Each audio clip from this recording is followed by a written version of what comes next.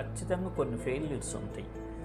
ఎంత టైమింగ్ పెట్టుకొని పర్ఫెక్ట్గా మనము చేసినా, రెస్పాన్సిబిలిటీ తీసుకొని చేసినా, రెగ్యులారిటీ ఉన్నా, టైం సెట్టింగ్ ఉన్నా, ప్లానింగ్ ఉన్నా, ఏదన్నా అన్నీ ఉన్నా సరే కొన్ని ఫెయిల్ అయిపోతూ ఉంటాయి, కొన్ని సక్సెస్ అవుతూ ఉంటాయి. అయితే ఇక్కడ రాయబడిన మాట ఏంటంటే, అతడు చేయునదంతయు సఫలమవుతుందంట.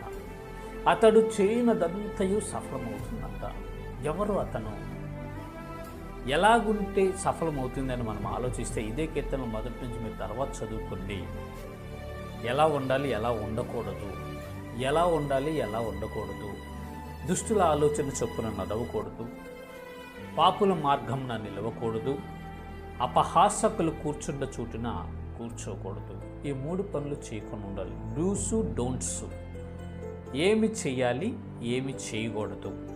మొదట చేయకూడని